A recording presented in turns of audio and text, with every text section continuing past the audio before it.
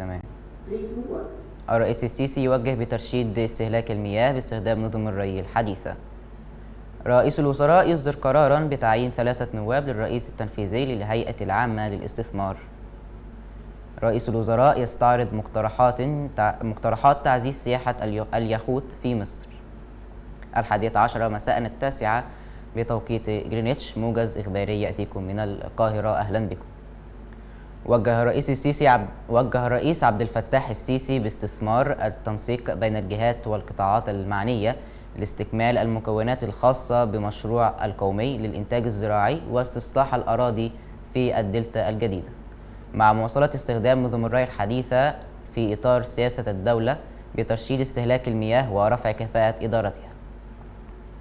وصرح المستشار أحمد فهمي المتحدث الرسمي باسم رئاسة الجمهورية بأن الرئيس السيسي تابع خلال الاجتماعات ومستجدات الموقف التنفيذي للمشروع القومي للإنتاج الزراعي واستصلاح الأراضي في الدلتا الجديدة في إطار استراتيجيته الدولية لزيادة رقعة الأراضي الزراعية في المساحة الكلية للجمهورية. في هذا الصدد اطلع الرئيس السيسي على جهود وتطوير البنية الأساسية اللازمة وتوفير الآلات والمعدات من وسائل الري الحديثة ومحطات المياه والميكنة الزراعية.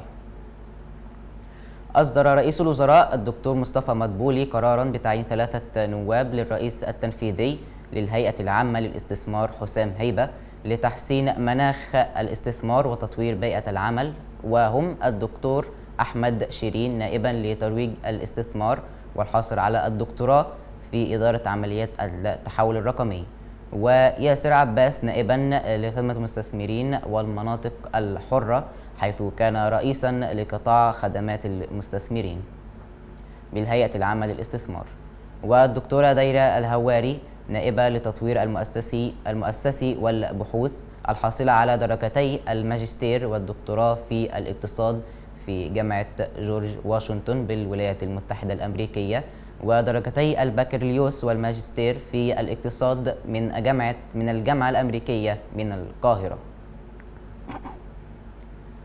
استعرض رئيس مجلس الوزراء الدكتور مصطفى مدبولي مقترحات تعزيز سياحة اليخوت في مصر، وجاء ذلك خلال الاجتماع الذي عقده الاثنين. وقال مدبولي أن الاجتماع يأتي في إطار العمل الذي على صياغة خطة العمل لتعظيم سياحة اليخوت من أجل دعم وتعزيز السياحة الوافدة إلى مصر واستقطاب فئات جديدة من السياح عن طريق التوظيف الأمثل للمقومات المميزة التي تحظى بها مصر في هذا المجال، وهو ما يسهم في زيادة موارد الدولة من النقد الأجنبي. وخلال الاجتماع عرض ممثلو مجموعة نافيجو الإيطالية خطة العمل المقترحة التي تتوافق مع رؤية مصر، وأكد ممثلو المجموعة أن الخطة المقترحة تقوم على استثمار عبقرية الموقع المميز لمصر على خارطة العالم من خلال العمل على عدة محاور. وفي ختام الاجتماع تم التوافق على صياغة مذكرة للتفاهم التي تتضمن جوانب التعاون المقترح مع مجموعة نافيجو تمهيدا للتوقيع عليها لبداية مراحل تنفيذ عدة خطوات لتعظيم العائد من هذه السياحة.